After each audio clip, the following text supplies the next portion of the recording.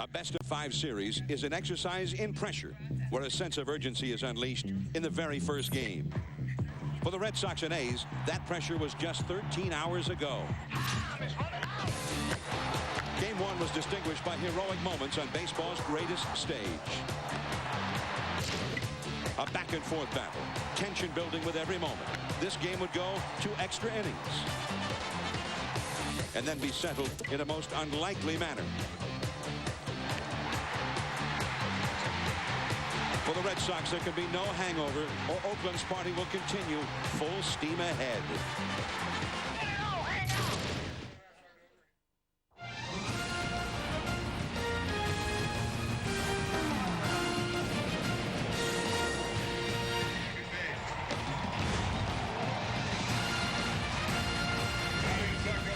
Well, they were just here a few hours ago, but the Red Sox and the Athletics are getting ready to play ball again. It's game 2 of this American League Division Series as the Red Sox and Athletics, after going 4 hours plus last night, are doing it all over again. Hello, everyone. I'm John Miller along with Joe Morgan, and welcome to this exciting series. And what a game it was last night. A classic struggle between two top ball clubs, Joe.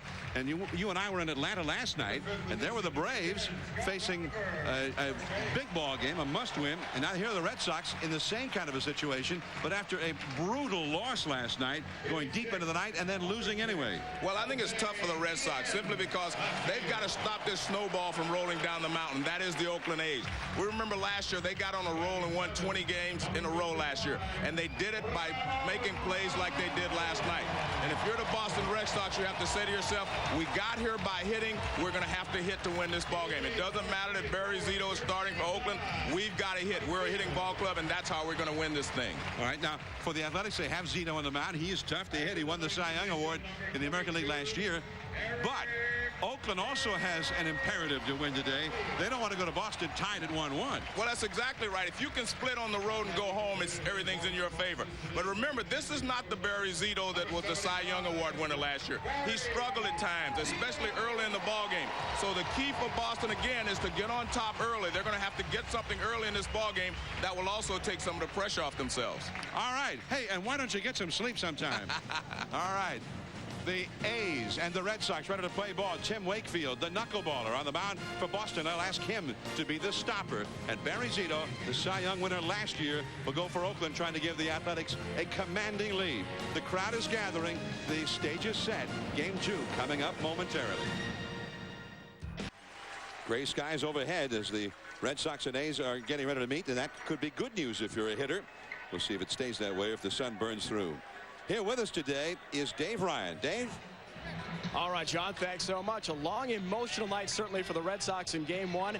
It lasted 4 hours, 37 minutes. After the game, the team had to take their team bus across the Bay Bridge to San Francisco, where the hotel is. They didn't get back to the room until 1:15 in the morning last night, local time. Team bus left today, coming back across the bridge at 10 o'clock. Although some guys say they did come a little bit earlier to take extra batting practice. Now, being around the players, Nomar Garcia-Parrott, Jason Varitek, Todd Walker, everyone seems very relaxed. The last thing they seem, and their manager Grady Little said it too, is tense. And they're a very tough team because, after all, their theme, guys, all year long, underneath their game shirt has been Cowboy Up. They'll have to be tough. And Cowboy Up, John, today in Game 2. Otherwise, they're in danger of falling down 0-2 to the A's. All right, Cowboy Up. And there's Grady Little, who said that, hey, there's a sense of urgency for the Red Sox. Are you kidding? There's a sense of urgency. People in Boston start to panic if they lose a game in May. Here's the Red Sox batting order now, presented by Bristol Myers Squibb. It'll be Johnny Damon in center field. Nomar Garcia-Parra at shortstop. Todd Walker, what a night he had last night at second base. Manny Ramirez in left field. David Ortiz, the designated hitter. Kevin Millar at first base. Bill Miller, the batting champion in the league, third base. Gabe Kapler in right field instead of Trot Nixon. And hitting ninth is Doug Mirabelli. On the mound is Barry Zito for the Athletics, 14-12 this year after winning the Cy Young last year, but he actually had a pretty good ERA. Well, he's still Barry Zito. He just did not have all the luck, and he wasn't quite as consistent as he was last year. But the key for Barry is going to be whether his fastball is alive or not. He has a big overhand curveball and a changeup, but if he can't make them respect his fastball or have to look for the fastball, then his changeup and his curve is not going to be quite as effective. The umpiring alignment Eric Cooper back at the plate. Wally Bell, Gary Darling, Tim Welke in the bases from first to third. Greg Gibson in left, and Randy Marsh in right. And a fastball in there for a called strike. And that was a pretty good fastball. That'll get you respect. So we are underway here at the Coliseum. Now the big curveball that misses. Zito's got a, but he's right, one of the best curveballs you'll see in the game. Only 60 degrees at game time here at the Coliseum, and overcast. A little bit of a breeze blowing in off San Francisco Bay. He fouls that one off the catcher Hernandez. 1 ball and 2 strikes. It was 60 degrees here at game time last night. Other than the fact that it's a little bit overcast and last night it was dark, it could still be last night. Not much of a chance to get a whole lot of sleep in for these guys, as this one is starting a little bit after 1 o'clock Pacific time. Last night's game did not end until almost midnight locally. 2-2 the count. And Chavez gets him. And let's look at the defense behind Barry Zito. We just saw Eric Chavez, who has won a Gold Glove the last couple of years, and he made a fantastic play last night to save the ball game. Hernandez, pretty good catcher. Hatteberg at first has played very, very well since moving there. Tejada has really stepped up his defense this year. The outfield has some speed, but it's not a great throwing outfield except for Guillen in left field. Yeah, most of their best arms are on the infield. Right, exactly. Tejada has got a great one, and Chavez at third. First ball swinging. Garcia Parra with a pop-up. Tejada doesn't need to throw on that one. Out number 2.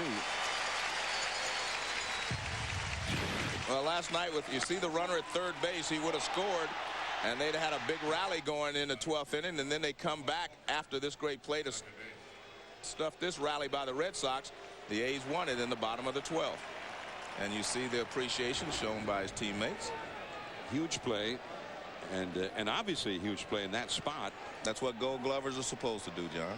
Grady Little also thought maybe a key play for the whole night occurred in the 3rd inning on a play made by Mark Ellis. Yeah, he didn't get the runner out, but he knocked the ball down and kept it on the infield, kept the runner from scoring, and it loaded the bases, and they were able to get Manny Ramirez out without any runs scored.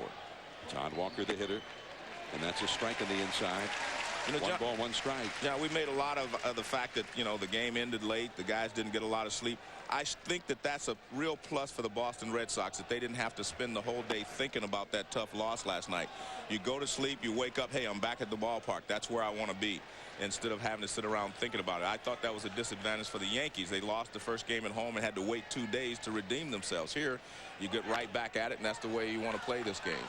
Walker, who hit 2 homers here last night, hits a foul down the right field line. Walker ended up being replaced in the 9th inning for defensive reasons. And then, of course, the Athletics tied the game in the 9th. It went extra inning, and suddenly there was Walker's spot in the lineup, but it was Damian Jackson up instead. Curveball, he just got a piece of that one to stay alive. Still 2 balls, 2 strikes. Walker, though, made a wild throw in what looked like a double play in the 7th inning when Pedro's out there, and I thought that cost Pedro a good 20 pitches. Grady Little said, yeah, maybe it kept Pedro out of the 8th inning of that game, and probably certainly kept him out of a possible Game 4 start should they get that far. Well, that was a tough decision that Grady had to make. You know, with a 1-run lead, you know, the game's not over, and you might go to extra innings. You do not want to take your bat out of the lineup, but by the same token, you want to put the best defense you can put out there to try to preserve that 1-run lead. So it's not an easy decision either way. 3-2 the count, and a foul off the third base side. Walker got it started in the 1st inning against Hudson with this home run right down the line, and then later against Rincon, he hit a 2-run homer in the 7th with his club trailing 3-2. That put Boston ahead. A lead, however, that they were not able to hold. And another foul, so he's giving Zito a workout here. That was the 8th pitch of this at bat. By the way, last night was Todd Walker's first postseason game. So far, you got to say this guy's a money player, Joe. And back to the screen again.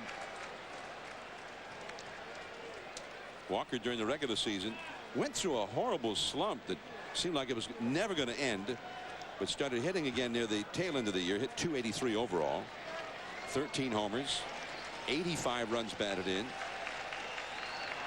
and another foul. So this is starting to turn into an epic struggle between Walker and Zito. Of course, you know, 85 RBIs for the Red Sox this year. That wasn't that good. Yeah, but I think the key that tells you how good he is they moved Nomar Garcia-Parra to second and moved him up to third to the RBI slot. 3-2 count. And a second. There is Ellis. And Zito, it took him 11 pitches, but he got him. The Red Sox go down in order. Now the knuckleballer, Wakefield, will take the mound. The Athletics are coming up.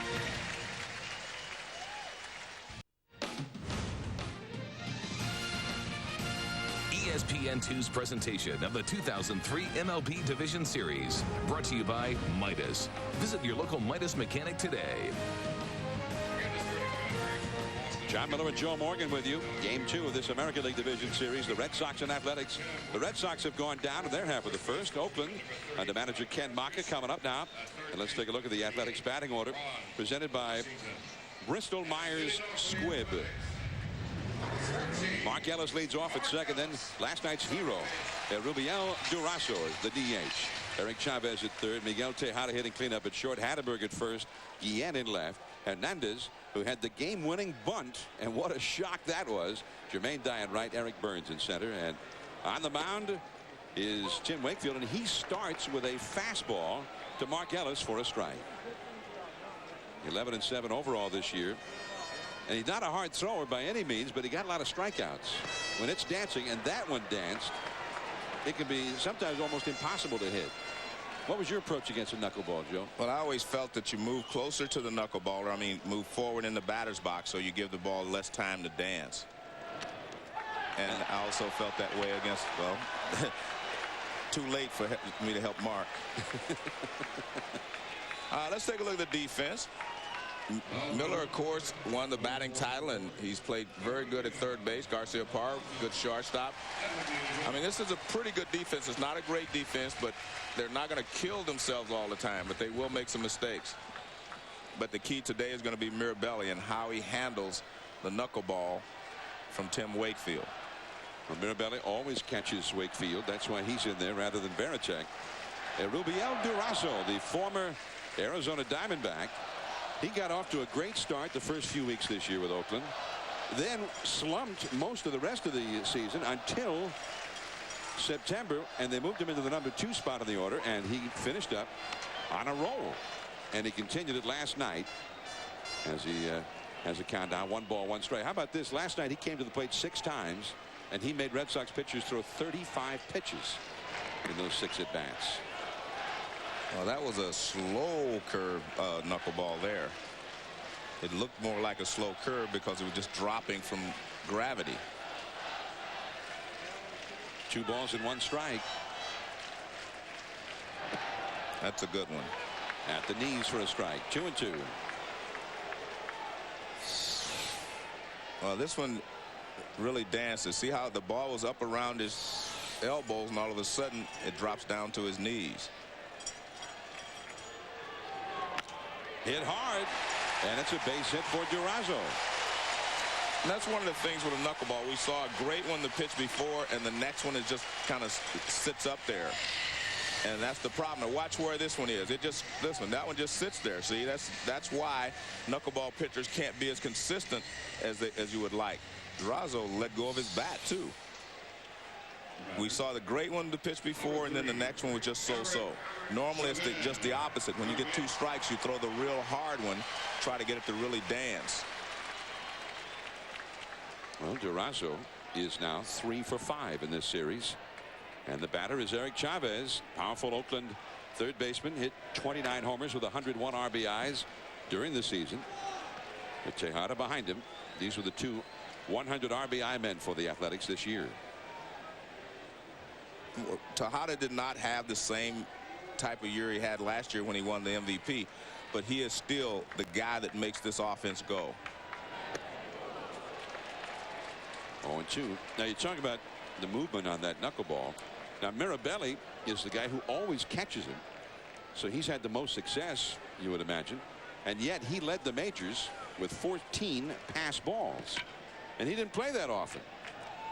But catching a knuckleball is not easy by any means, because first of all, because there's not much rotation, one of the seams will catch maybe a little wind or whatever, and it'll move in that direction. You do not know where it's going to end up when the ball is about 4 feet in front of the plate. 2-2 now. So you just have to stay loose and think of every pitch as being almost a wild pitch, so that you're ready to go after it. But the one thing I've heard, most guys that catch knuckleball say, you do not wait to let it come to you. You reach and get it. 2-2 the count. Durasso at first, and he strikes him out on a foul tip, held by Mirabelli. Well, the Red Sox will hope that history repeats itself. The last time that Wakefield pitched here in Oakland, August 14th, which was a Thursday afternoon. He pitched very well, got a lot of strikeouts, and the knuckleball was dancing. He went 6 innings, gave up 2 runs, 5 hits, and had 8 strikeouts in that one. Although he did walk 4. Here's Tejada. Garcia Parra underhands to Walker for the force out on Durasso, and the inning is over. 1 hit, 1 left.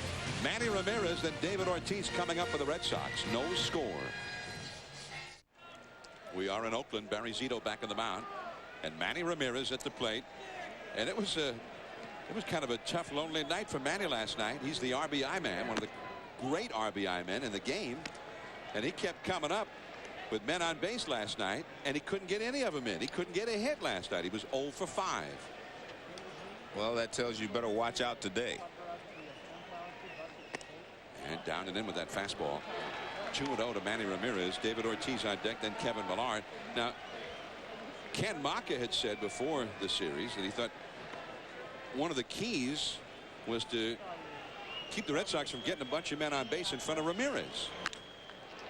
And that's foul down the left field line. That's a pretty good idea, John. Well, they couldn't keep men on base, keep the men off base in front of him, and yet it didn't matter. They kept getting them out. Yeah. But they may not try to test that new theory very often. Manny's liable to start knocking in a few of those guys. 3-1 the count.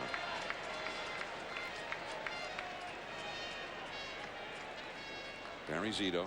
He actually left the ballpark early last night to get a good night's sleep, and he misses outside. It's a walk to Manny Ramirez to start off the second inning. Ramirez is the first Red Sox base runner of the game. I asked Ken Mock about that before the game, about Zito leaving. He says, "Oh, did he leave early?" And he said, "Yeah, I was kind of worried about other things." And Grady Little said the same thing. He was asked if Wakefield left early. He says, "I have no idea." He says, "We had 25 guys, and I was more concerned about the other 24 that I might use in that game last night." Well, here's David Ortiz. How about this guy? He was so good this year. Some people feel he should be considered for the MVP in the American League. And I'm sure he will get a lot of, votes. You get the vote for 10 guys. I'm sure he will get quite a few votes. Well, the longer the season went, the more home runs he started to hit. His average fell a little bit in the second half, but the power went way up down the stretch. 31 homers, 101 batted in only 128 games played. He hit .216 versus left-handed pitching, though. The big curveball, and Zito misses badly with it. Ball 2. 2 balls, 1 strike. I still remember the home run he hit in that magical game they had there the last week of the season, where Todd Walker hit a home run to tie, and then he hit the home run to win it in the left, into the new seats in left field over the green monster. The monster seats. Yeah, the monster seats. It was a monster mash. Well, right after that curveball, he saw a fastball, and Zito blew that one right by him. Well, if he's going to have any success with Zito, he's going to have to hit that pitch, because it was a 2-1 fastball. He should have been looking fastball, but he looked like he was a little flat-footed on it. So that's the pitch you have to hit if you're a left-hander against Zito when he gets behind you. Oh, strike 3 called on the outside corner at the knees. Well, Zito just lights it up a little bit more since he said he didn't handle the other one. I'm going to throw it again. See, when the count is 2-1, you're pretty much going to get a fastball, especially after you just walked the leadoff hitter. And this is a fastball. This is borderline knee high over the outside corner.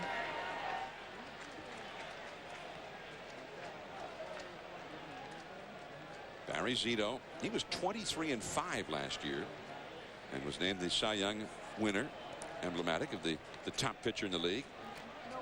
Kevin Millar, the hitter, and back to the bag is Manny Ramirez. This year, Zito was 14-12.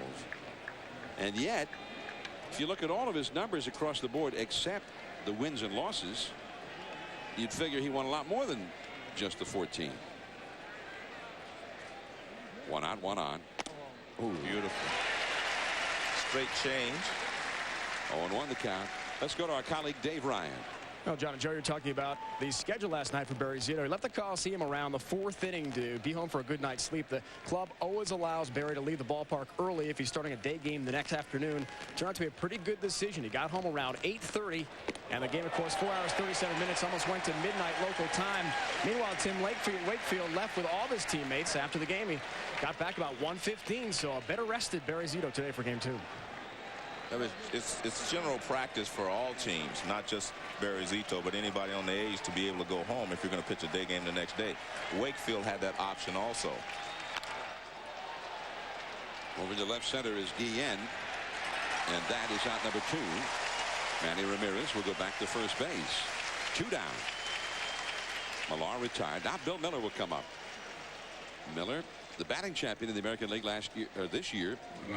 See, the regular season, I've already put that in the past, Joe. I mean, what happened in the regular season has no bearing on this. Old news. Bill Miller had quite a year, 326 average. Turned out he was the quintessential Fenway Park hitter. 19 homers, 85 runs batted in. Switch hitter, batting right-handed here. And Zito with the big curveball too high. Miller came up originally with the San Francisco Giants, and he always hit around 290 to 300 with the Giants. Became an excellent third baseman. You know, one thing I remember is Barry Bonds talking about him, and Barry really had a lot of respect for Bill Miller, not only as a hitter but as a player. You know, because he played hard, and Barry always said he was his kind of player. A lot of room and foul ground in this ballpark. Chavez comes all the way over. Not quite enough room for Chavez that time as it hit the roof of the dugout. You know, I find it interesting. This ballpark, you see a lot of foul balls that are caught in foul territory because there's so much, you know, room here. And I've always felt like it really hurt a lot of really good hitters in winning batting championships. Carney Lansford, of course, won one here in a half a season. But, you know, the Giants were the same way. There was Candlestick Park. So much foul territory that it really took a lot of at-bats away from good hitters. Now, Miller didn't have that kind of trouble at Fenway Park. No. Very little foul room at Fenway. Well, I mean, those parks, the new parks, are more conducive for high batting averages now because the foul balls are going to go into the seats, you know, because the seats are so close. And over the course of playing 81 games at home, you lose a lot of at-bats with the foul balls. Miller lifts a fly ball into right center. Jermaine Dye. And that is the inning. A leadoff walk, but Ramirez never got past first base. Ramon Hernandez, who got the winning bunt hit last night, will be coming up third.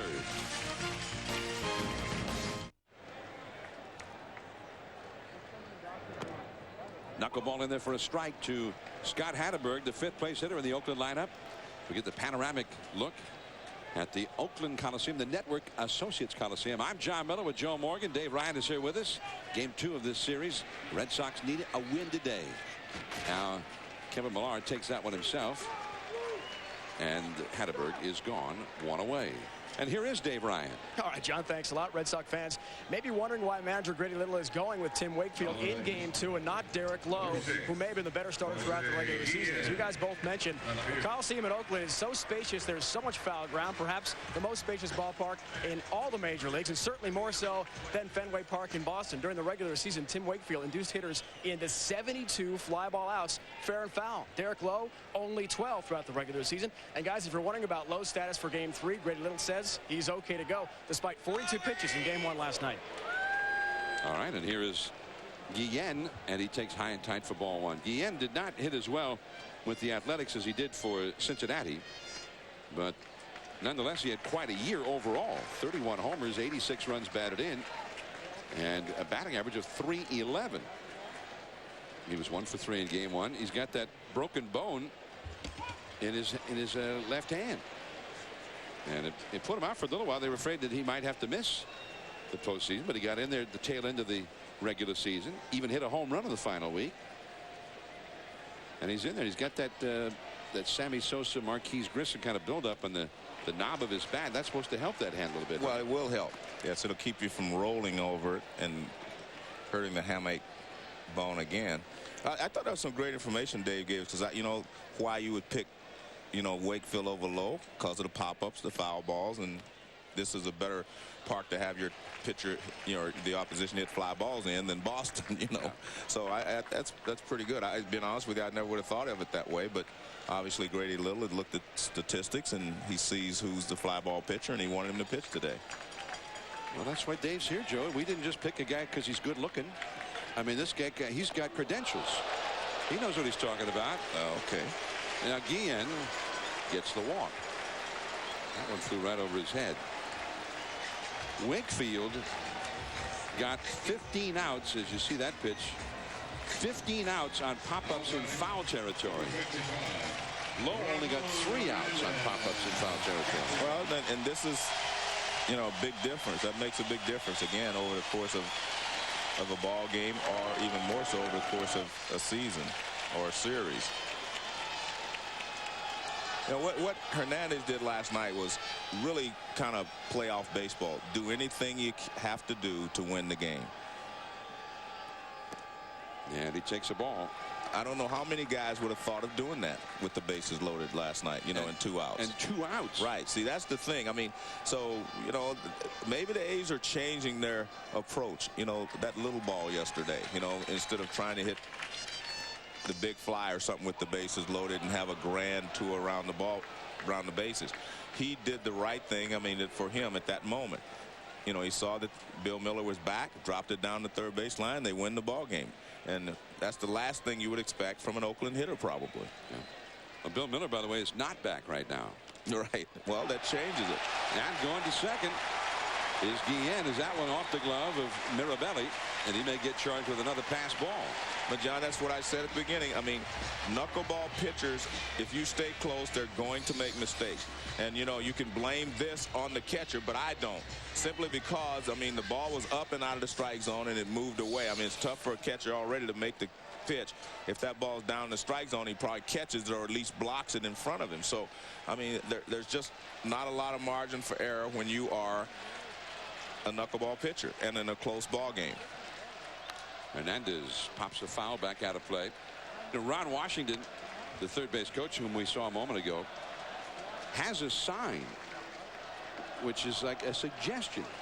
It's not a bunt sign, but it's a sign that says, hey, if you feel like doing it, circumstances are pretty good for a bunt right now. He says guys almost never end up bunting the ball when he gives that sign, but last night Hernandez did. One hop to the right fielder, and that will get a run home. Guillen is in to score, and the Athletics are ahead 1-0 as Hernandez last night did it with the bunt. This time he gets the base hit. Right now, whatever it takes, that's what Hernandez is doing. Well, also, Guillen was running on the pitch, and that's another way of taking, you know, advantage of the knuckleball pitcher. Guillen was running, and Hernandez hits a line drive to right field, and Guillen scores easily. So the A's, maybe they're going to try to take advantage of the knuckleballer by stealing a few bases, putting some runners in motion. And that'll put more pressure on Mirabelli to catch the ball cleanly behind the plate. So here is Jermaine Dye, and he got a hit. So that knuckleball has been real hard to control this inning for Wakefield.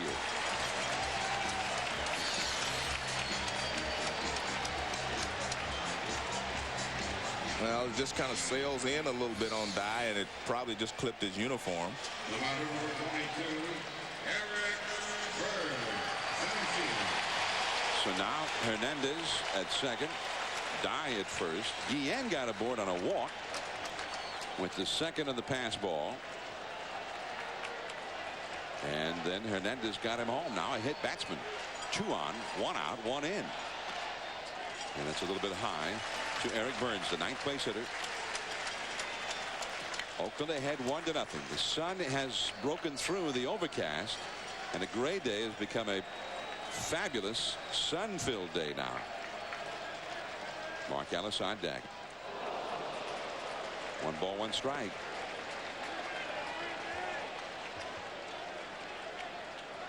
And the panoramic view from high above the Coliseum. Been a lot of great baseball played in this yard over the years. Unfortunately, there's been some football played here recently too. That field is a little chewed up for baseball right now. 2 men on, 1 man out. That almost hit Burns, and Mirabelli's fortunate that that one didn't get past him. Well, one of the problems you have with, if you're a knuckleball pitcher, when you get the ball inside, you may hit a lot of hitters because the hitter is trying to stay there. He's trying to keep from pulling off because he doesn't know where the ball's going. He's trying to stay there in case the ball moves away from him. And if he stays there too long, obviously he gets hit. And a foul. It will go back out of play. 2 balls, 2 strikes. Wakefield, by the way, hit 12 batters this year. He had 8 wild pitches, and his catcher, Mirabelli, had the 14 pass balls. All those figures aren't really that bad, considering how tough that pitch is to control. Not the 14 pass balls. That's not that tough, that bad. That one hit into left field. Ramirez way back there, still going back. It's over his head. He juggles the ball. Hernandez has scored. Dye waved home. He scores. A 2-run double for Eric Burns, and 3 runs have scored for the Athletics. And Manny Ramirez seemed to have some trouble with the sun going back on that one. Well, it is definitely the sun field out there, you know, at this time of the day. But that's one of the knuckleballs that didn't do a lot. And when you have a high ball hitter up there and the ball doesn't do much, I mean, he's going to hammer it. And in comes Hernandez and Dye, and the A's have a 3-0 lead. Dave Wallace, the pitching coach, out to the mound to talk with Jim Wakefield. 4 straight Athletics have reached base, starting with that walk to Guillen, then the pass ball, then the RBI single by Hernandez. Dye was hit by a pitch. Now Burns has hit a long 2-run double. I mean, when this inning started, it was still overcast. Now a bright sun is shining, and right into the eyes of Manny Ramirez out there in left field. Here is Mark Ellis, the leadoff man, and that's too low for ball 1. Well, the way they had him positioned, John, he wasn't going to catch that anyway. I mean, that ball was hit to the corner, and he was playing rather shallow. I mean, that seems to be the way they want to play Eric Burns. I was noticing that last night. And Burns hit that pretty well. And Manny could not handle the carom initially, and Jermaine Dye ended up scoring on the play all the way from first. And Dye, for all the injury problems he's had the last couple of years, he ran pretty well on that one. Well, he says he's close to being 100% healthy now, so that's important for the A's. That one runs inside, almost hitting Ellis again. 2-1. Like I say, if you get that ball inside, you're going to hit a lot of batters because they just can't. You can't bail out too quickly because you do not know what the pitch is going to do. Mark Ellis called out on strikes his first time. Burns at second. 1 out. 3-1. Erubi El Durazo, the big left-handed slugger, is on deck, and he's been the hot bat for a while. Not just in this series, but for a while.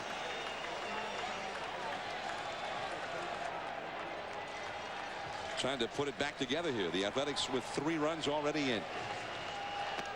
And that's a strike to the inside. 3-2 now. 24 pitches thrown in this inning by Wakefield. Although sometimes you watch a knuckleball throw, you think he could probably throw 200 or 300 pitches in. Yeah, I don't think that a knuckleball pitcher gets tired after 100 pitches because he's pushing the ball and not necessarily throwing it. And that is ball 4. Wakefield wanted that call, but he did not get it. That's his second walk of the inning, plus he hit batsman. And Wallace talking with Grady Little, the manager. It looks like they're going to call the bullpen now and get somebody ready. Designated hitter. Unfortunately, you can't stay very long with Wakefield. You know, in this ballgame, you can't fall too far behind. But by the same token, you do not want to get into a bullpen too early. So, again, a tough decision for Grady Little to make. So they've got the bullpen going right now, but this could turn into something real ugly in a hurry. Bronson Arroyo up in the bullpen, the right-handed. 2 men on, 1 man out, and Durazo takes a strike. Durazo single to center his first time. 21 homers, 77 RBIs during the season with 100 walks. And it's that on-base percentage, even with the low batting average, that caught the eye of Ken Maka. That's why eventually he installed him permanently in the number 2 spot. 0-2 the count. Plus, I think it takes a little pressure off of a guy that they brought over here to be the big RBI man. You move him into the second spot where he can take some more pitches and not have to go out of the strike zone to try to drive in runs. And I think it just makes him a better player and makes him more relaxed in that situation. Look at him. He looks lovely. He looks real relaxed, doesn't he? And that's with 2 strikes on it and a knuckleball coming. All right, maybe he was a little too relaxed that time. As Millar feeds the ball to Wakefield. As the runners advance, Burns over to third base, Ellis over to second with 2 down. And Eric Chavez, one of Oakland's 2 top sluggers, Chavez and Tejada, the next 2 hitters due up here. Well, this is where it becomes very difficult for a knuckleball pitcher. Runner at third base. You throw your real good knuckleball and it may get away from the catcher. So all those things you have to factor in when you have a knuckleball pitcher on the mound. I mean, if you're a manager, I mean, the flip side to having a good knuckleballer is just that you don't know what you're going to get necessarily from day to day. And the problem, very few managers actually like knuckleball pitchers, you know, because of the ups and downs, because they keep you on the edge of your seat. And that's ball 1. And you saw there, Mirabelli had a hard time. He didn't catch it so much as he stabbed at it. Again, it just puts more pressure on him. It's like when you get a man at third, you put pressure on the infielders too. On the other hand, he's a very handy man to have in the staff because he can start, he can relieve. I mean, he can do all kinds of things for you. Chavez struck out his first time. This is a big spot. I mean, the Red Sox already have 3 runs home, and a base hit here could make it a 5-run inning. And that's a pretty hefty deficit, even for a club as powerful as the Red Sox. And with Barry Zito on the mound, it will be difficult. The A's with 3-run home against the Red Sox in this inning. The Red Sox, who need to get this man out and keep it from getting worse.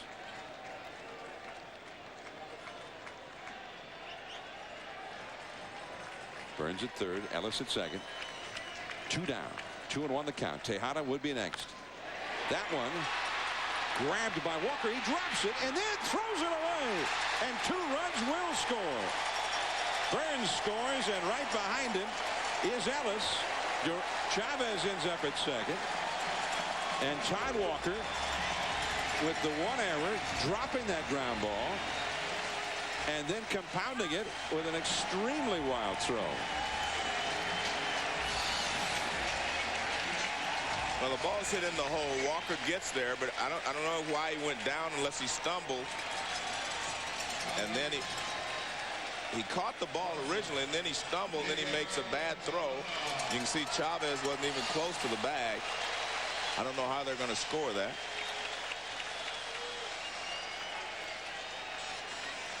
Looks to me like an error. Well, it looked to me like an error too, but they may give him a hit and an error. I know what you're saying. Yeah, maybe a hit and an error. I don't know. That's a strike now to Tejada. In any case, the A's have 5 runs. It's an error all the way.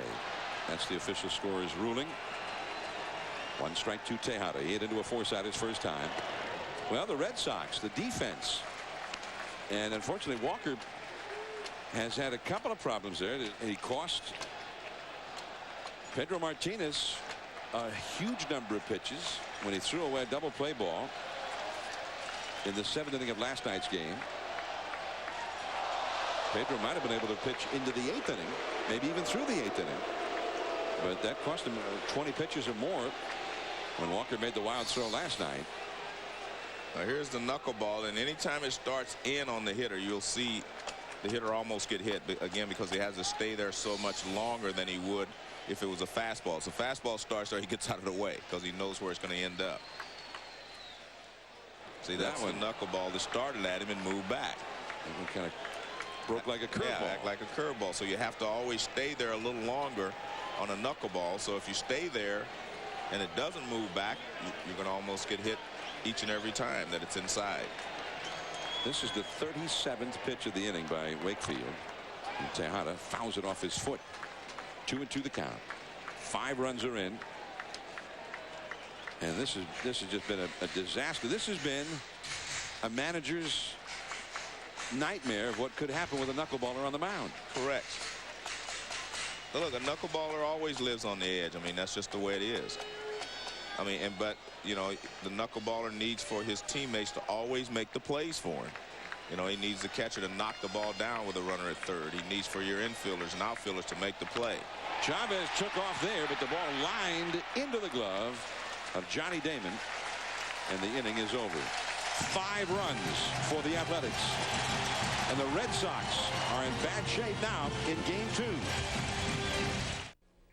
With Harold Reynolds, I'm Carl Ravitch, our Division Series studios. From a Red Sox perspective, this is a disaster. Oh, absolutely, because now you're forcing to have to go to the bullpen. But I think the one thing the A's have done, Carl, is they got that knuckleball up. First 2 out of 4 hitters swung at the first pitch. They got it back up. One question, I'm wondering if Joe spent the night in the clubhouse as tired as it could be today. Getting prepared. I'm sure he did. Joe, we'll be here all day with you guys. John, back to you. I told you my adrenaline's flowing. The playoffs, that keeps you, that carries us through the first 6 innings. Then what? Then we have to improvise. Here's Gabe Kapler, and he took a first pitch strike from Barry Zito. Zito sat in the dugout for a good long while there as Wakefield threw nearly 40 pitches. Well, the one thing to remember, if you're the Red Sox, and they do have confidence in their offense. Kapler into center field. Burns drifting back, still going back, all the way back onto the warning track near the 400-foot marker for the catch, and that ball really traveled. Well, the ball does travel well here in the daytime. But I will say this, the Red Sox are going to get a shot at Zito. They're not, I mean, they're not going to go quietly. They have too many good hitters on this ball club to go quietly. So we'll just see when they make their run. But I guarantee you they will, you know, get him in trouble a couple of times.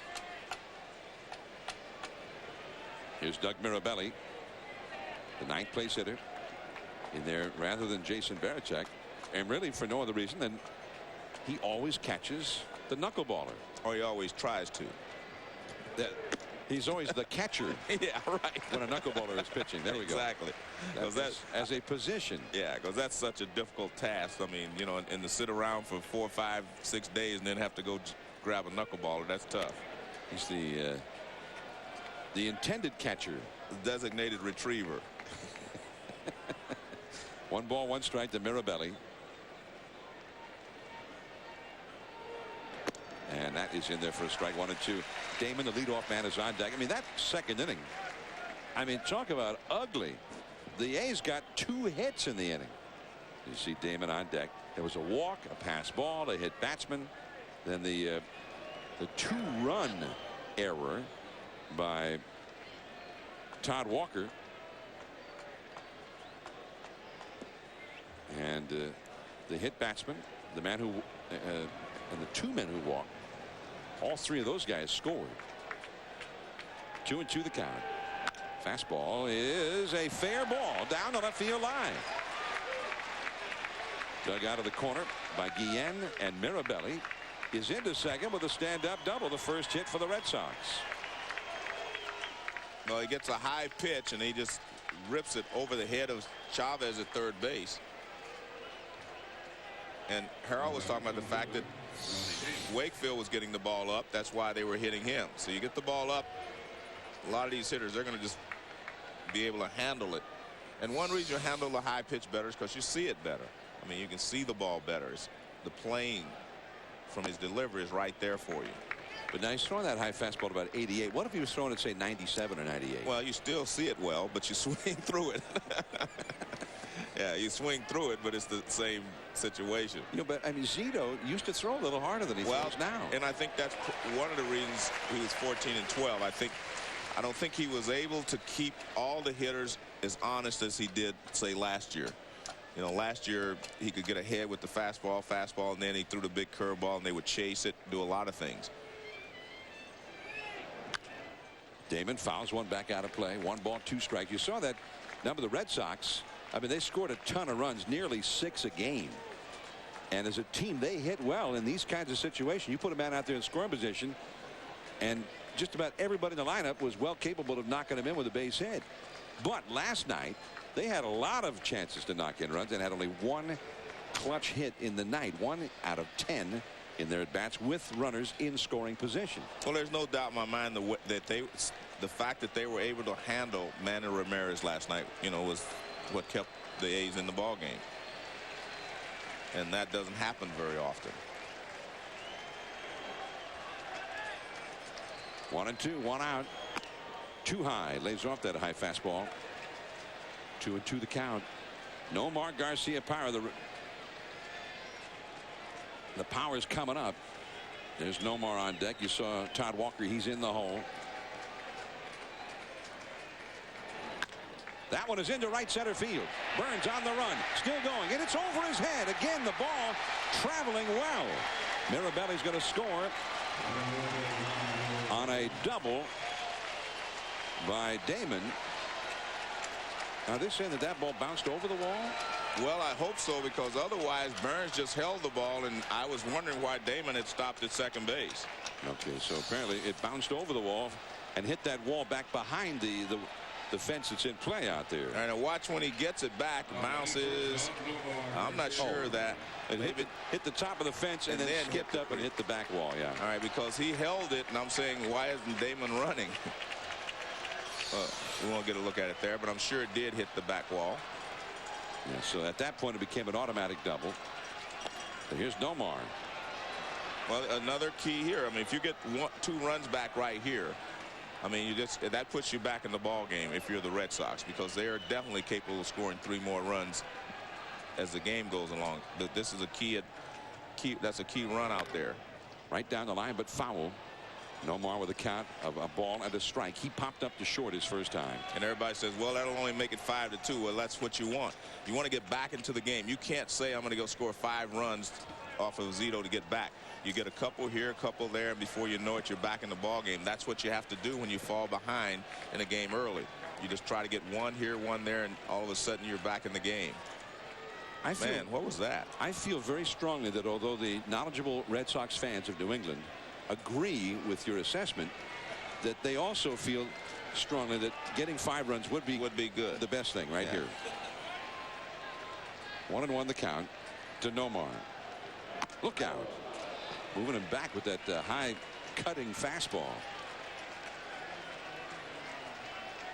2 balls and a strike to Nomar Garcia-Parra.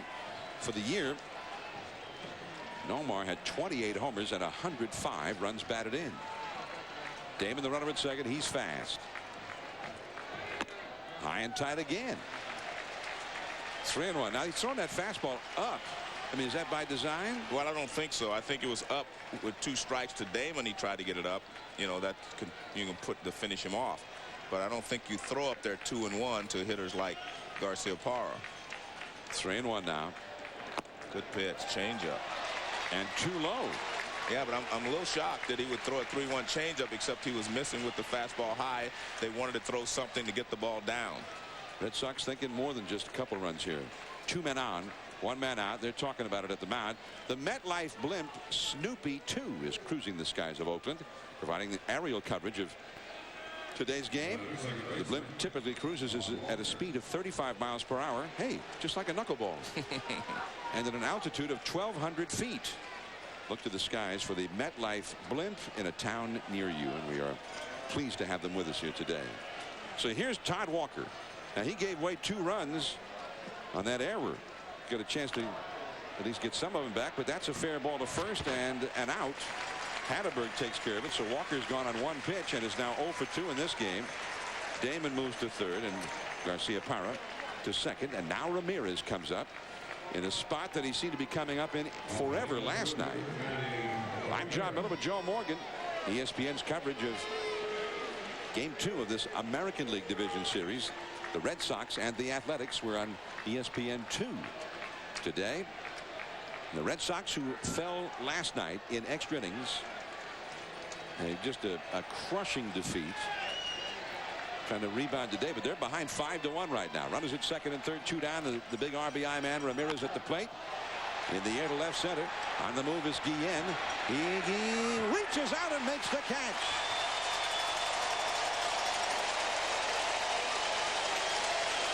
Well, we talked about their outfield having to speed, and you see it there with Guillen. He also has a good arm. Just the one for the Red Sox. Scott Hatterberg led off the second inning for the Red Sox, and it was a very deceiving for the Athletics. I keep saying the Red Sox. Yeah, I know you were trying to get them 5 runs last inning. It's the Red Sox and the Athletics. Yeah, all right. I was a little fixated on the Red Sox not getting the 5 runs they needed there, Joe. In fact, I mean, even your assessment, they only needed to get 1 more there. They needed 1 more there. Well, they didn't get it. Yeah, that would have made it very. That run was very important. I mean, they had a runner at second and 1 out and a run in, and the big hitter's up. Manny Ramirez, although he hit that ball pretty well, that ball traveled well, that's for sure. It carried well out into left center field, and Guillen almost did not catch up to it, but Manny has not had a hit yet to drive in any runs. He had a bases loaded at bat last night, another 2 on at bat where they got him out. So that's 7 runners. He's stranded now and has not driven in 1 yet. Hatterberg sounded like he broke his bat on that one. A long run, and Kapler gets there. 1 away. Tonight, Brock Berlin, Kellen Winslow Jr. and the Miami Hurricanes will look to continue their quest for a 3rd straight appearance in the national championship game. They'll be taking on the West Virginia Mountaineers in the Orange Bowl. College football Thursday on ESPN. That's tonight at 7:30 Eastern, 4:30 Pacific. College football. Wood Nelly. Is that were you doing a Keith Jackson impression? No, there? no. I was just saying Whoa Nelly.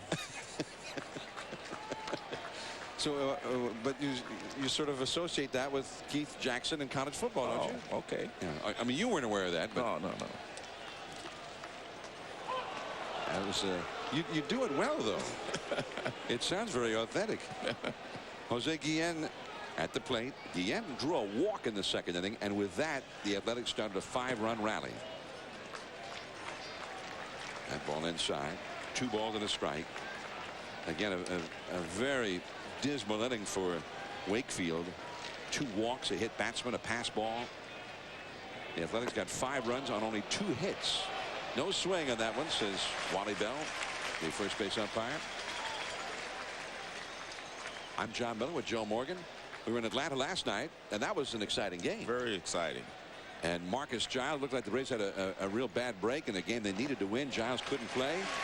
Well, Mark DeRosa played, and he got the winning hit. He was the hero. So they got 3 RBIs from the second base spot. Giles wasn't playing. He pinch hit, got a hit, and DeRosa. But before the game yesterday, Bobby Cox told me, he says, one thing DeRosa can do is hit. And that's what he said. Whoa, Nelly.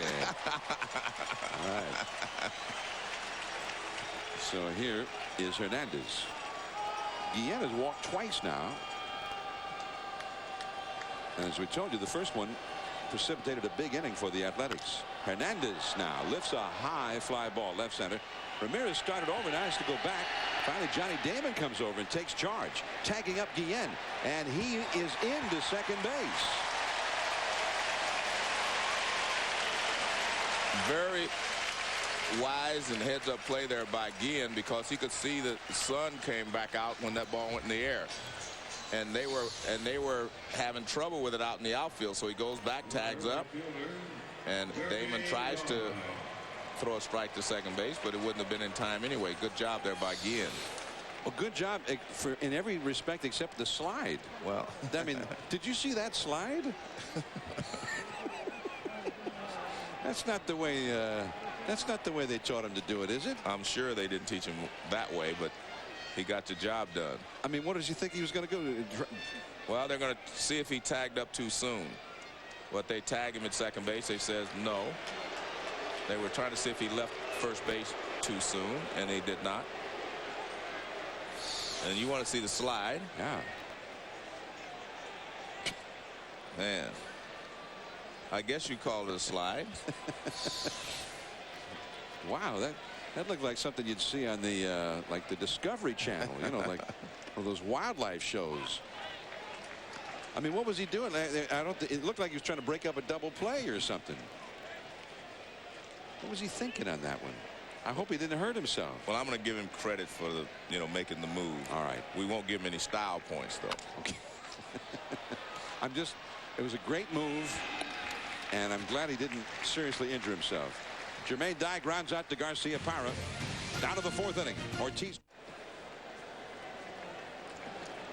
And here's David Ortiz leading it off for the Red Sox against Barry Zito. And the big curveball drops in there for a called strike. Ortiz was called out on strikes his first time.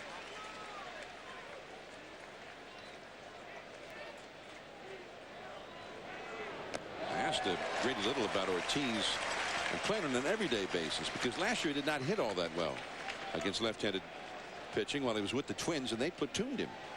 But Little said, if you go back 2 years, you'll find out that he hit lefties real well. He hit 400 when he was playing regularly. You're right. People don't realize how difficult it is to hit, say, left-handed pitching if you're a platoon and you play against right-handers, and then you might get one at bat against a left-hander over a 2-week period. That's tough to do. Ortiz from the Dominican Republic. He's only 27 years old.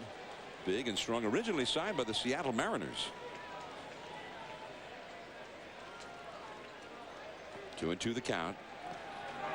And another curveball puts him away. Zito has struck out Ortiz twice. Now let's go to Dave Ryan. Dave. All right, John, thanks a lot. Special guest here, Brad Gilbert, the coach of Andy Roddick, the U.S. Open champion, the other A-Rod, not Alex Rodriguez, but Andy Roddick. How about your connection with baseball? You said you played a little bit growing up in Texas and Nebraska. Now you're here to throw out the first pitch. Was that a thrill for you? Yeah, it was cool. I just enjoy coming out and watching sports in general. Whenever I get a chance to go to a game live, I always pretty much take that opportunity. About a month now since you beat Juan Carlos Ferrero, the U.S. Open, in straight sets. How's your life changed since then, winning your first ever Grand Slam title? It's been a little bit of madness since then. But I'm just trying to take it in stride, and I'm anxious to get back out on the court. All right, so Brad Gilbert, you're a pretty big A's fan. We understand you have season tickets. Always a big baseball fan? I've been an Oakland fan my whole life. I was here in the series 72, 73, 74. I'm a huge Raider fan. I'm an Oakland native, like your boy up in this booth there, Joe Morgan. He wants to know where your Metallica hat is.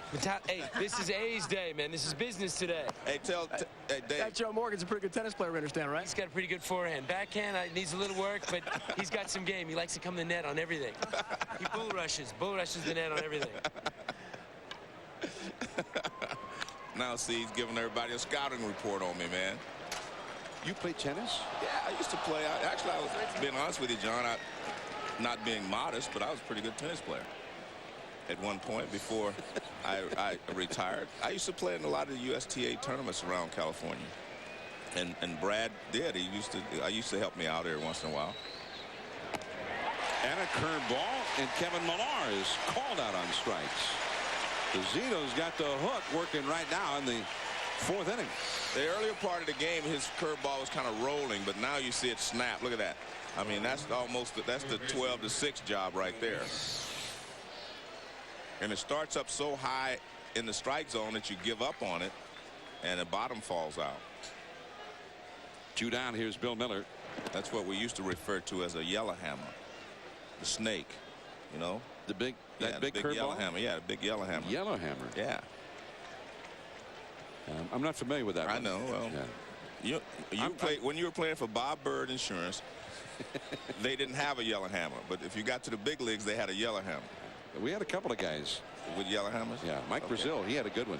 Okay. Oh man, you never would have had a hit against Mike Brazil. Let me tell you. 2-0 the count to Barry Zito. Any of your other tennis buddies or anything you want us to interview during the game, or kind of? I just wanted to alert Brad that, you know, at the end of the World Series this year, I'm going into training so I can get back to my, you know, tennis tournaments. Whoa, Nelly. Why do you think I'm going on this diet? So I can get myself in shape to perform this winter. 2-1 the count to Bill Miller, and that is a foul down the left field line. 2 balls, 2 strikes. You know, we were in Atlanta last night. That was an exciting game. Yes. I mean, dramatic game. John Smoltz, the great pro, and he talked about after the game he didn't really have his good stuff. I could see that. But he ended up getting the win, and you mentioned it on the air. You saw it right away. But he said, you know, sometimes in these games, it's not stuff so much as its attitude. Right. 2-2 the count.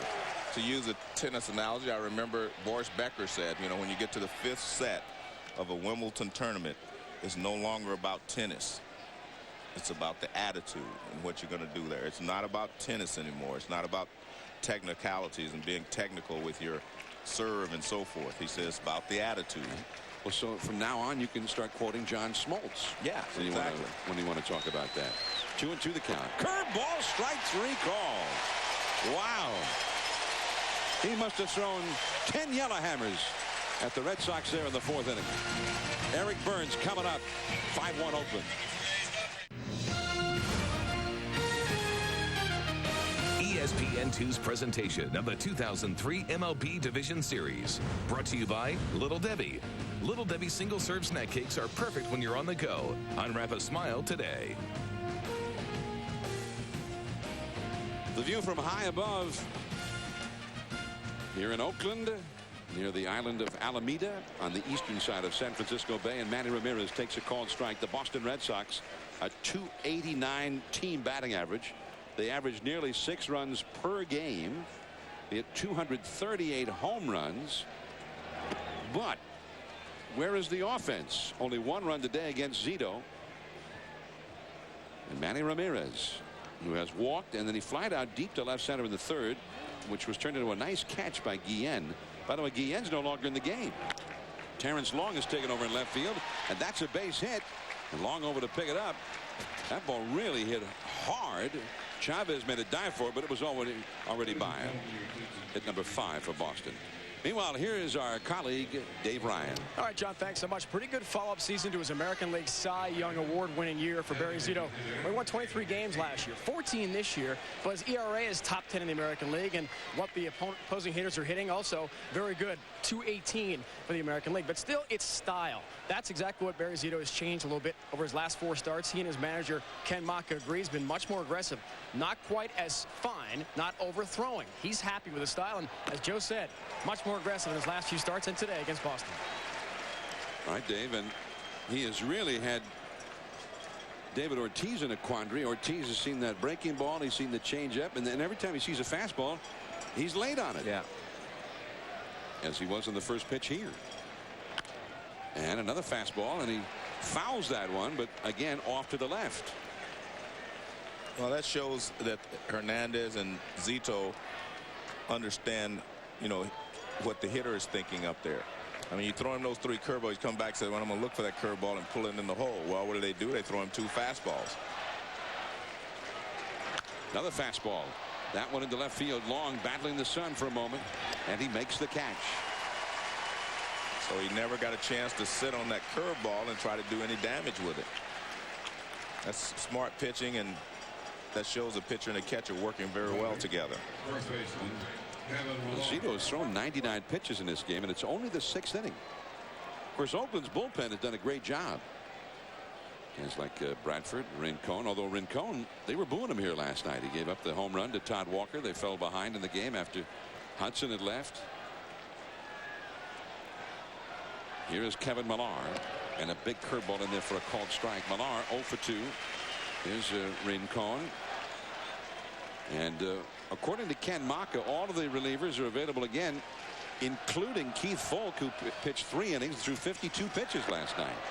Curveball in there. Strike 2 call. So Ortiz is up there. He's throwing him fastballs. Now Millar comes up there and he's seen nothing but curveballs. Red Sox have 5 hits in the game. Fastball. Blew it by him. On the outside. Strike 3. 2 down. For over 15 years, the MetLife Blimps have been providing aerial television coverage of sporting and special events. And today, Snoopy 2 is bringing us these aerial shots of the Red Sox and the Athletics. Look to the skies as the MetLife Blimp visits a town near you. Here now, Bill Miller 0 for 2 in the game. Broken bat blue. Long coming in into shallow left center. And quickly the inning is ended. A leadoff single by Ramirez, but he never got past first base. 5-1 Oakland. Ramon Hernandez drove in the winner last night. But so far for Nomar and the Red Sox, the offense just has not been there. The Oakland pitching has been a little bit too much for the Red Sox. Plus the Red Sox have had their chances and they have made errors. They've made some mistakes, or they've given away a little bit too much. And Oakland's defense has looked sensational. Tim Wakefield, that knuckler goes inside. The ultimate point being, of course, if Oakland maintains this lead, Boston will be down 2-0. And although the series will go back to Boston next, the A's would need only one more win to wrap it up. Of course, they've been there before. Yeah, exactly. And not been able to do it. Bullpen activity. Alan Embry, a left-hander, warming up in the Boston bullpen. But I guarantee the A's learned a lot from those first-round losses, you know, to the Yankees, and especially the last one when they were up 2-0 to the Yankees. Dive fouls one. He's been hit by a pitch and scored a run. Grounded out to short. That was the 100th pitch of the day for Wakefield. All of the scoring against Wakefield occurred in the second inning. And all of that scoring, all 5 runs scored with only 2 hits. And then 2 unearned runs. It might have been a 3-run rally, but a huge error allowed the final 2 runs of that rally to score. 2 hits, 2 walks, a hit batsman, a pass ball, then the error. All of that in the second inning, plus 2 hits. Ooh. Strike 3. Well, you have to give Wakefield credit. He has been able to hold the A's right there since the second inning. And you mentioned Boston has had some chances to whittle away at the lead, but they have not taken advantage of it. You know, the Red Sox have 5 hits total. The first 4 hitters in the order have 4 of those hits and 2 walks. So the first 4 guys have been on base 6 times. But the rest of the batting order has 1 hit in 13 at-bats, including 7 strikeouts. So the numbers 5 through 9 hitters have just been dominated by Barry Zito. And that's hard to do. The Red Sox usually have power up and down the lineup. Well, that was one of those high knuckleballs that didn't do anything, and Burns hits it over the head of Ramirez in left field and drives in 2. And that made it a 3-run rally. There's a fastball just a little bit too far inside. 1-2. Burns got that 2-run double. One of those 2 hits in the second. Then he got an infield single in the 4th. And the knuckleball dazzles him. Strike 3. Strikeout number 6 for Wakefield.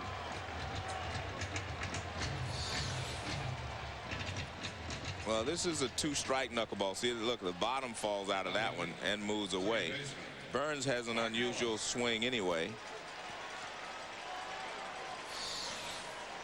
But that knuckleball will make you swing a little funny every once in a while. And there's ball one to Mark Ellis. He's the leadoff man. He's talking it over in the dugout. T. Long. Long in the game now. Came on for Guillen in the 6th inning as a defensive replacement. They're in the last of the 6 right now. 2 down, bases empty. Ellis has struck out, walked, and been hit by a pitch. So he's been on base twice.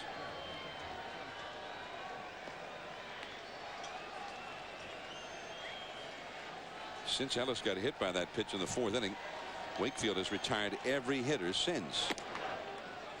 And a little fastball over the outside corner. And I mean, fast is only in a relative sense. He did it again. Yeah. 2-2. I think he's thrown more of those fastballs to Ellis than any other hitter. 2-2. And back to the knuckleball. And that one did some dancing. He strikes out the side, has 7 for the game. 7th inning, Kapler, Mirabelli, Damon due up.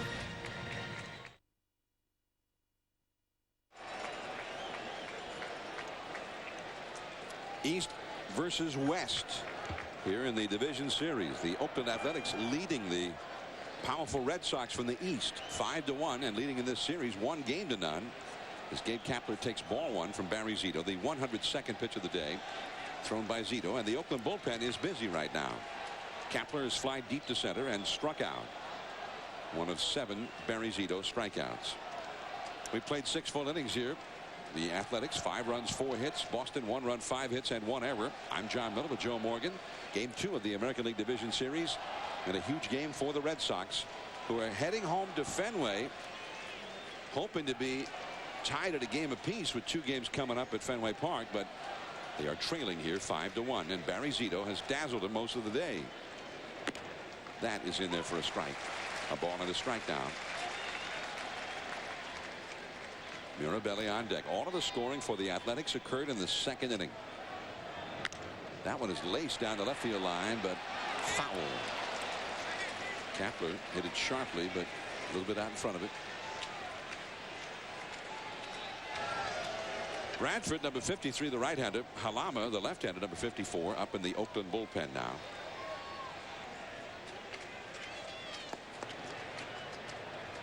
Barry Zito on the hill. And the big curveball, another strikeout. 8 strikeouts for Zito. 1 down. Of course, 25 years ago today, Fenway Park, and Mike Torres on the mound. Bucky Dent hit the home run that put the Yankees ahead of the Red Sox in the 1-game playoff. A great pennant race that year. They call him now in Boston, Bucky bleeping Dent.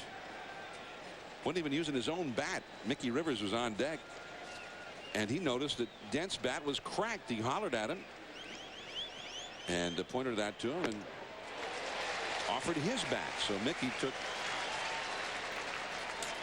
care of Bucky there. Bucky took Mickey's bat and hit the 3-run homer with it. Life was never the same in Boston for Mike Torres either. Here's Doug Mirabelli, who has doubled and scored a run, the only Boston run. He's also struck out, and he's quickly in an 0-2 hole right here.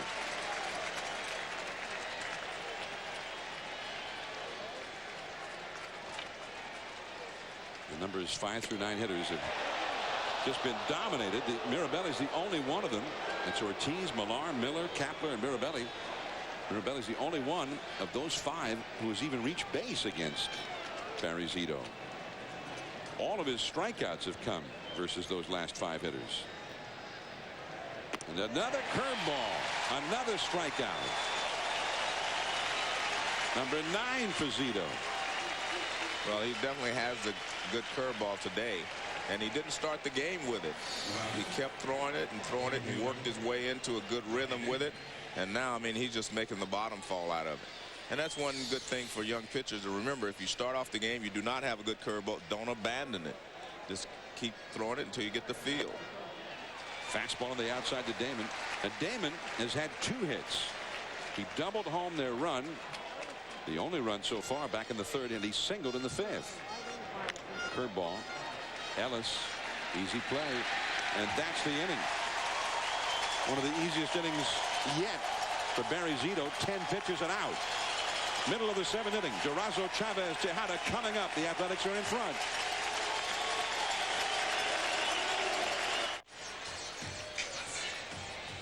The Oakland Athletics 5, the Boston Red Sox 1 as we move to the last half of the 7th inning. Alan Embry comes on to pitch now for Boston in relief of Tim Wakefield. Well, Wakefield had the one horrible inning and then held the line from there. Rubio Durazo leads off, and a fastball called a strike on the outside. Certainly quite a different look from Embry versus Tim Wakefield. Well, I think Embry was the guy last night, though, that Durazo got the game-tying base hit off with 2 outs in the 9th, and a base hit to left center. Embry came in for Byung-Hyun Kim. Back in Embry, he got a piece of that one. Garcia Parra throws out Durazo, and there is one away. Now let's go to Dave Ryan. Dave? Well, John, at the top of the broadcast, we talked about how Boston would respond emotionally to that heartbreaking loss last night here in Game 1. But how about the job the Oakland A's have done after the electrical atmosphere here at the Coliseum for Game 1? It was like a World Series atmosphere from the first pitch when Ramon Hernandez had the bunt single to win the game. And the celebration afterwards was incredible. But Ken Maka, the A's manager, told us before the game his team would be focused. He would be calm. Obviously, he was right. Obviously, he knows his team pretty well. Well, indeed, the Athletics, and of course, everything looks pretty well focused and calm when your pitcher is retiring everybody that he sees over and over again. I mean, in baseball, it all kind of starts right there. Yes, it does. The guy in the middle of the diamond controls just about everything, all the emotion. Into center. Damon flipped the sunglasses down. He's waiting for it, and he's got it. Chavez retired. Chavez is hitless in this series. He is 0 for 4 in this game. 2 down, and now Tejada coming up. Barry Zito, 7 innings, 1 run, 5 hits allowed, 113 pitches total, and Chad Bradford is warming up in the bullpen, so perhaps Zito is finished. Nomar Garcia Parra, Todd Walker, and Manny Ramirez due up for the Red Sox in the 8th inning. Tejada 0 for 3 in the game. Fastball for a strike. You know, it's funny. I mean, you look at the Red Sox and you say offensively, well, they look flat. Well, a good pitcher will make a team look a little flat. Well, that's true. But I mean, if you look at the A's, I mean, they only have 4 base hits in this ball game also. What's wrong with them? They look flat. Yeah, exactly. Other than the 5 runs. Except that 1 inning. Other than the 4-run lead they have. Yeah. 1 ball, 1 strike to Tejada. Tejada 0 for 3. The Red Sox have done a great job of shutting down the Oakland duo. Chavez is 0 for 10. Tejada is 1 for 9 in this series. And yet Oakland won the first game, and they're well ahead here in Game 2. So their 2 biggest stars have not produced yet. But other people have been. Today, Eric Burns, Ramon Hernandez again. Is Ramon. He drove in the first run today after driving in the winner last night. Burns with that 2-run 2nd inning double. Oakland has only 12 hits in the 2 games of the series, but they've scored 10 runs.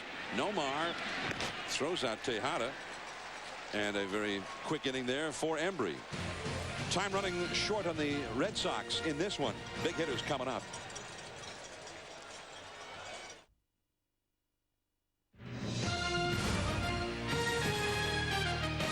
ESPN2's presentation of the 2003 MLB Division Series, brought to you by Radio Shack.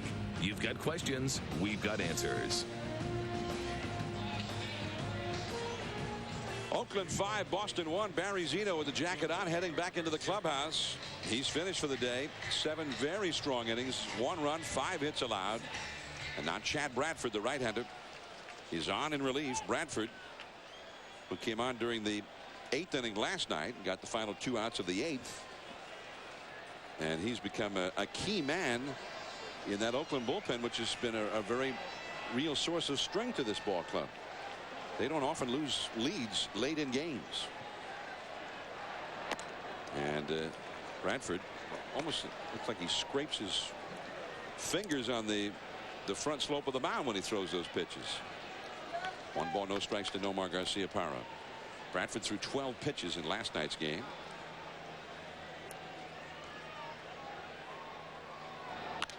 And one right to the shortstop. Tejada sets himself, and Garciaparra is out. Nomar, who'd been aboard twice earlier with a walk and a single.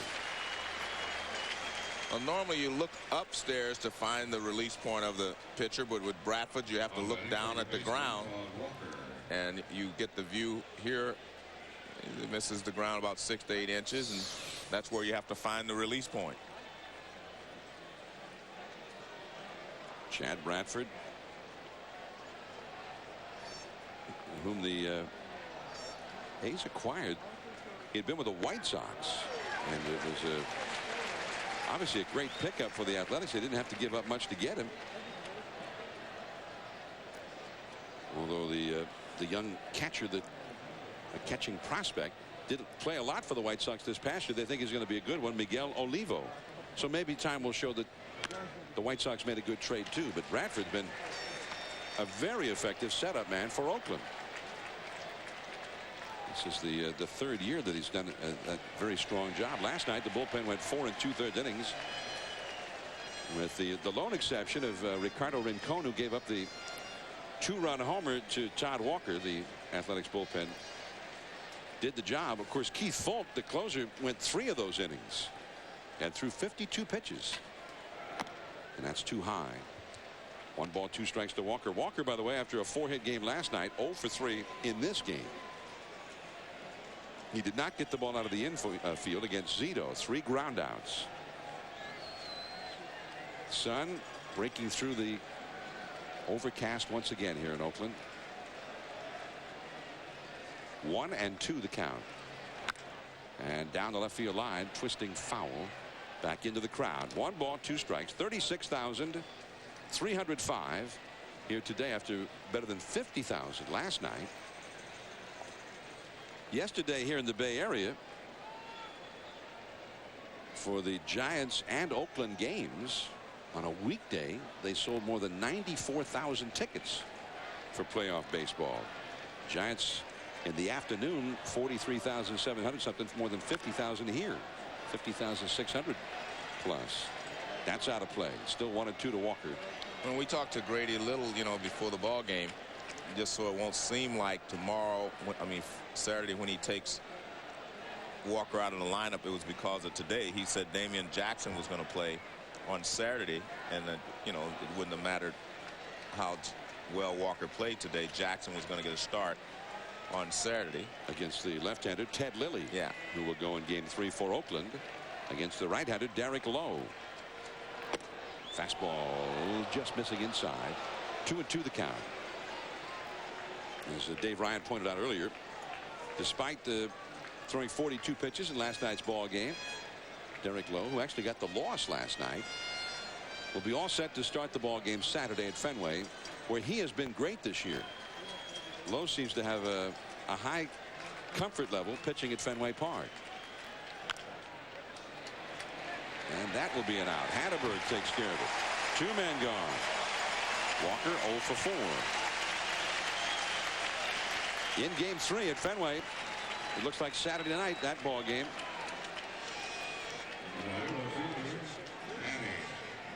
Ted Lilly for the Athletics, and his 12-10 record's a little bit deceiving because he was so hot down the stretch.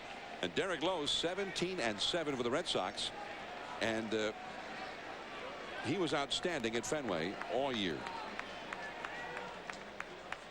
The question is, will the Red Sox be playing to stay alive in that ball game, or will they be playing to go ahead?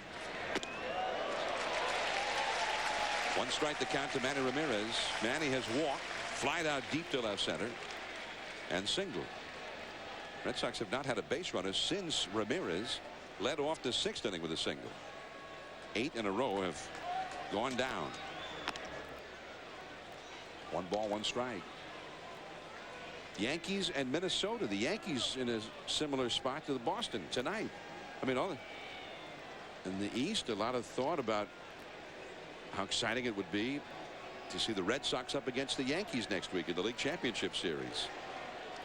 Well, I'm sure the Oakland A's and the Minnesota Twins fans aren't pulling for that. A's fans think it'd be real exciting to see the A's play the Yankees or anybody, whoever. Yeah. 1-2 now to Ramirez.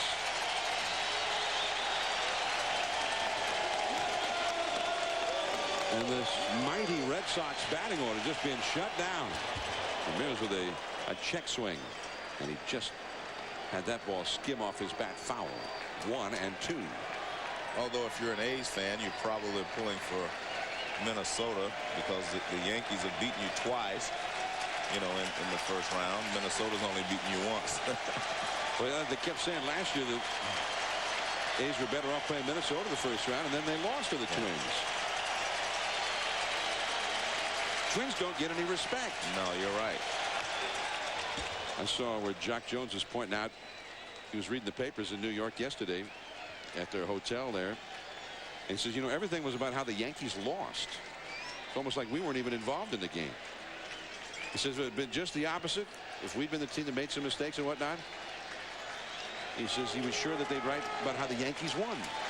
Well, there's no doubt Minnesota played well. They were aggressive from the first inning on, and they were able to come out on top. Tonight's game is obviously the big game for the Yankees. Down and in a check swing by Ramirez.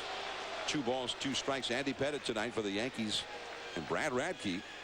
And Radke was just sensational in the stretch. A big reason as to how the Twins were able to overcome the White Sox and win the Central Division. And Radke won the clinching Game 5 against Oakland right here in this ballpark last year. 2-2 the count to Ramirez. 2 down, nobody on. Strike 3 call. And so it goes for Ramirez and the Red Sox here in Oakland. 5-1 Athletics. Here come the Athletics now. Last of the 8th inning. Scott Hatteberg leads off against the new Boston pitcher, the hard-throwing right-hander Scott Williamson. Hatteberg, the former Red Sox player, hits a foul off the left field line, back out of play. Williamson, the former Cincinnati Red, and here are his overall numbers, although he did not really pitch well with Boston. Well, when he came over, he was just one of the guys in the bullpen. He never did really get a chance to assume the closer's role that he had in Cincinnati a couple of years ago. This guy throws real hard. His ERA for the Red Sox was 6.2. 20 in the 3rd innings pitched. 20 hits allowed. High and inside, ball 2. Wakefield, the starter, went 6 innings, gave up 5 runs, 3 earned. Embry pitched a 3-up, 3-down 7th inning. And now here is Williamson. Hatteberg will be followed by another lefty, Terrence Long, and then Ramon Hernandez. And that foul out of play off to the left. 2-2 the count. Oakland did all of its scoring in the 2nd inning. Everything just came apart all at once. Oakland only had 2 hits in the rally, but they didn't need much more than that because of all the gifts. 2 walks, a hit batsman, a pass ball, and then a big error by Todd Walker. 2-2 to Hatteberg, and that is low. 3-2.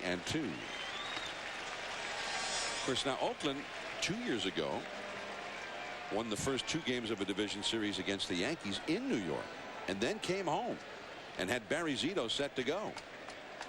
And Barry Zito pitched a magnificent game and lost. That was the game where Jeter made the remarkable play. And Posada hit the home run. That's into left center for a base hit for Hatteberg, his first of the game. Of course, the Yankees came on and won that game and won that series anyway. This copyrighted telecast is presented by authority of the Office of the Commissioner of Baseball and may not be reproduced or retransmitted in any form, and the accounts and descriptions of this game may not be disseminated without express written consent. The Major League Baseball is giving away World Series tickets for life and other great prizes. The winning hologram numbers will be announced during games 1 through 4 of the World Series. Visit your neighborhood Radio Shack store for your chance to win World Series tickets for life. Here's Terrence Long. Right up the middle and past the diving Garcia-Parra. Stopping at second is Hatterberg. So consecutive base hits to start the inning against Williamson. And now Ramon Hernandez comes on. We mentioned they had 2 hits in that 5-run second. Ramon got the first of them to drive in the first run of the game after he drove in the final run of last night's victory. Well, the Red Sox are looking for a bunt here. I mean, not, you know, a bunt for a base hit. They're looking for a sacrifice. Well, we certainly know that he's a good bunter. Yes, we do. I don't think they'll be bunting, though, but we'll see. Jermaine Dye on deck. Yep, he's squaring around. And he takes 1 ball, no strikes. The A's had only 22 sacrifice bunts all year. Well, maybe he wasn't supposed to bunt. This was last night in the 12th. Bases loaded, 2 down.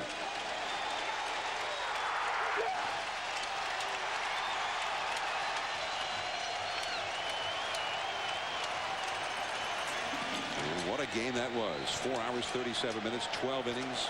One of the longest postseason games of all time, with a lot of twists and turns.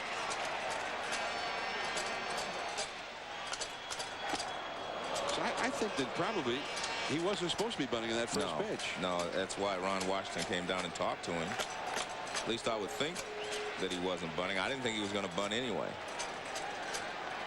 Of course, and he didn't bunt. Yeah, you have a but he certainly looked like he was intending to bunt. Well, you have a 4-run lead. You might try to break it open right here. He is 1 for 3 in the game with that RBI. Left center. Damon started in. Now he's got to go back in a hurry. Reaches out and makes the catch. The runners have to beat a hasty retreat. Hatterberg back to second, Long back to first. You know, the outfield has been surprised at how well the ball has carried all day long. Well, it just seems to me that the Boston outfielders are all playing shallow. And, I mean, he gets a good jump on it finally after he realizes it's hit well. He has to backtrack. I mean, he started moving laterally and then had to angle back. So Hernandez is gone. So Hernandez flied out. The runners are still there. He should have bunted. Here's Jermaine Dye. He was hit by a pitch and scored a run in that second inning. Since then, it's grounded to short and struck out. And that's a strike at the knees on the inside. 0-1 the count in Boston's 9th inning. David Ortiz, Kevin Millar, and Bill Miller will be coming up. Or at least those are the 3 due up. None of those 3 has had a hit. Nobody other than Mirabelli in the last part of the Boston batting order has reached base in this game. Off the fist foul. 0-2. And Keith Folk, who threw 52 pitches last night in 3 innings in the extra inning game, is warming up in the Oakland bullpen right now. And they told Ken Maka before the game that he was okay. Maka visited with him in the outfield where Folk was shagging during batting practice. He said, yeah, well, I'm ready. I'm okay.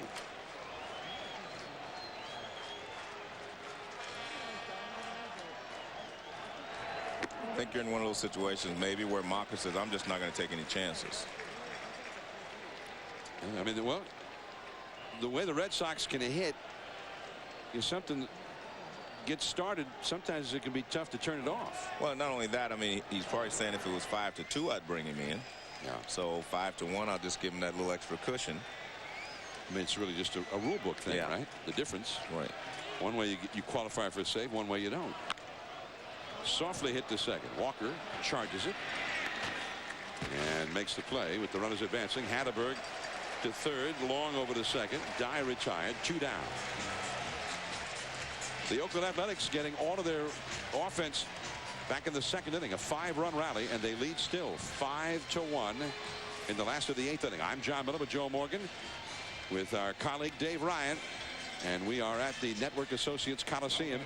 The Athletics in the postseason for the 4th consecutive year, but they have not won in the first round in any of the 3 seasons prior to this one. So they're trying to extend on, and they are threatening to go to Boston ahead 2-0 in this best-of-5. Ball 1 to Burns. Now Hernandez hit was a big one in the first inning, or the second inning, because it drove in the first run. But Burns got the kind of the back-breaking hit, the big double that propelled the rally into more of a big inning. Well, he drove in 2, plus he put 2 more in the scoring position that scored on the error, by Walker. A very big hit in this game. And Burns takes inside. Bay Area native. Although, he always liked the A's as a kid, but he grew up rooting for the Giants. Grew up on the other side of the bay in the peninsula. Very likable. And there was a time this year where he would look like a star out there. Hit over 300. Was hitting for he hit for the cycle one day against the Giants in an interleague game.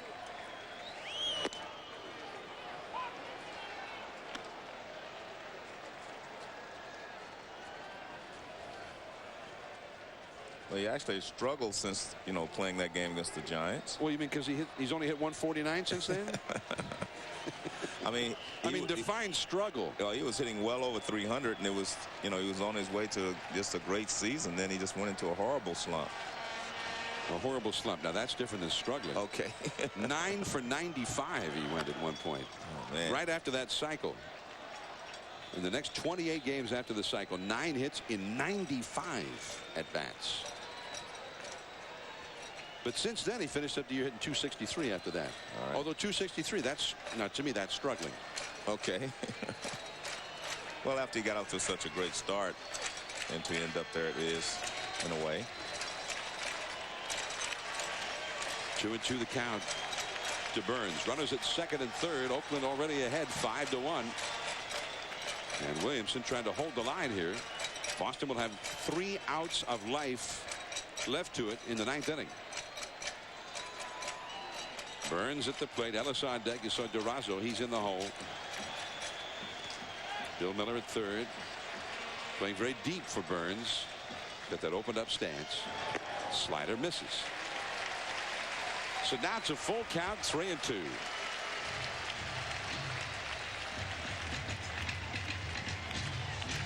Oakland, of course, when you think of the A's in those last 3 postseasons, it wasn't just Hudson and Zito. You also had Mulder. They had that big 3, an imposing trio of starters.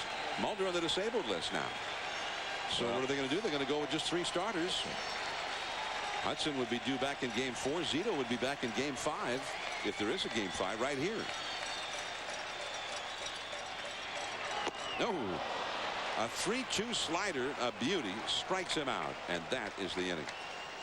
So for Boston, 3 outs away from going home, down 2-0. Ortiz, Millar, and Miller coming up. Ortiz has struck out twice and flied out to left once. You see Fulk had 43 saves in the regular season.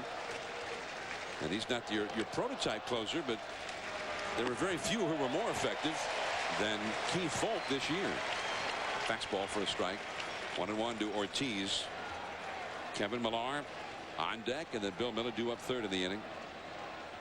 Well, and I definitely can understand if folks said he was okay to pitch, that Ken Maka would use him. I mean, you want to keep things the way that you've been, successful. And you've been very successful using your bullpen and getting to Fulk and letting him finish the game off. And like you said, it doesn't matter whether it's 5-1, 7-1, or 8-1. You want to finish it off. But as you mentioned, he threw a lot of pitches yesterday, but he apparently told him he was okay. Well, and he looks pretty good right now. Yeah, he's throwing the fastball in under the hands of Ortiz, and Ortiz has not been able to catch up with him. Ortiz has not had a hit in this series. Yeah, he went 0 for 6 yesterday, right? Yeah, 0 for 5. Yeah. That's what I had him for. Yeah. He is 0 for 8 with 4 strikeouts in the series. Got a piece of that one, fouling it off into the crowd. 2-2 the count. 10 Red Sox have struck out today, and 21 have struck out in the 2 games of this series. Folk last night, 3 innings, 3 hitless innings. He did walk 2, but it was a superb performance. Of course, he got a little help from Eric Chavez in that one play.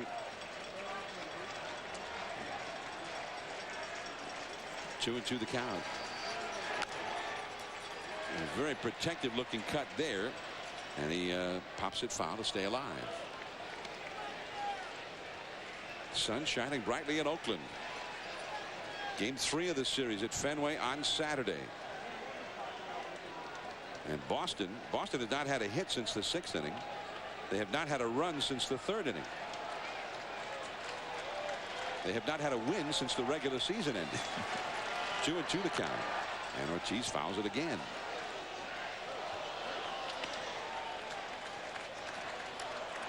Well, after trailing 2 games to none in the best-of-5 series, it's a rather short list of teams that came back and won the series anyway. The Yankees did it, of course, against Oakland. Well, it's been done 6 times. Boston says, why not 7? And make no mistake about it, I mean, you're going home to Boston. You're going to have your Boston fans there. And, you know, I don't think this series is over by any means. I mean, obviously you have to give a big edge to Oakland, but Boston in Boston can be very difficult to beat. That one is hit in the air to left field. Terrence Long is back. Now I think that's off the wall at Fenway. Exactly. And even the one he hit back in the 6th inning might have scraped off the wall at Fenway. Well, they're built for that ballpark. I mean, there are a lot of fly ball hitters, and they hit well in the ballpark there. That's why, being honest, I said if they could split here going back, they would obviously have things in their favor. I remember Fred Lynn, who at the time he left the Red Sox had a career average of .350 at Fenway and .270 everywhere else. And he said that sometimes he'd be down, they'd come back from a road trip and he'd be slumping. He'd take batting practice, and they'd have a very poor swing at a batting practice pitch and hit a pop up to left field. He'd be berating himself, oh, come on, Freddie. And then he'd hear this little tink, you know, the ball hitting off the tin of the wall out there. And he said, I'm back at Fenway. And really, the wall is such a great asset to a left-handed hitter who can take a tough pitch and flick it out to left field, and that wall is so close. But Ortiz not getting that benefit of that here. Kevin Millar quickly behind in the count, 0-2.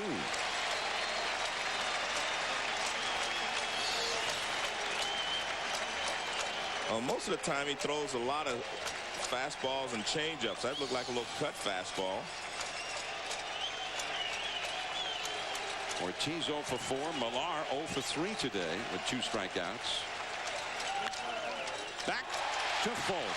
Nice grab. Now Millar is 0 for 4. 2 down, nobody on tonight. And our thanks to the MetLife blimp, Snoopy 2.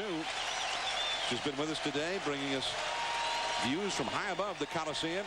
Since 1987, the MetLife blimps, Snoopy 1 and Snoopy 2, have flown over 1 million miles to provide aerial coverage of sporting events and television specials throughout the U.S. So now Bill Miller, the American League batting champion, but 0 for 3 in this game. Miller 1 for 8 in the series. And that fastball runs away. 1 ball, no strikes.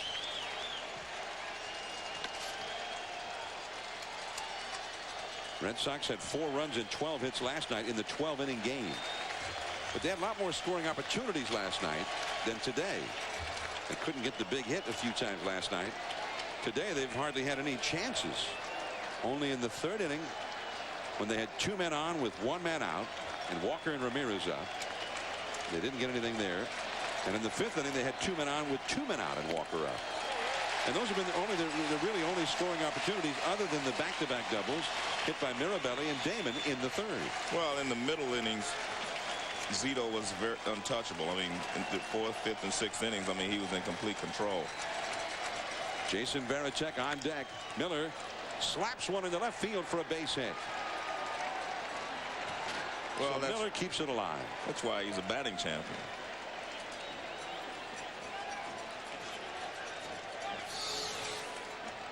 And Folk is trying to finish this off. Miller just takes it and slashes it to left field. Number 33, Jason Varitek. So now Varitek, the regular Boston catcher, to pinch hit for Gabe Kapler with 2 down here in the 9th inning. The hit by Miller, the first Boston base runner since Ramirez led off the 6th inning with a single. Between those 2 hits, 11 consecutive Red Sox were retired. So here's Varitek. He hit a home run last night. And a changeup floats high and away. 1 ball, no strikes. Moving up in the play there was Bill Miller, uncontested. Red Sox taking the base that Oakland was giving them. Yeah. And most people say, well, why did he do that? Well, you stay out of a force out. I mean, you never give up trying to, extend the ball game if you're the Boston Red Sox. And if he moves up to second, they can't force out on a ground ball in the hole someplace. They'd have to go to first base. A little edge that might give them an extra out. 1 ball, no strikes to Varitek. And a pop foul back out of play into the upper deck. Trot Nixon has come out on deck now. So if Varitek can keep it going, Trot Nixon apparently would come up. There's Trot, powerful left-handed hitter. Jason Varitek had an outstanding year. Oh, the changeup. A ball and a strike. A ball and 2 strikes now.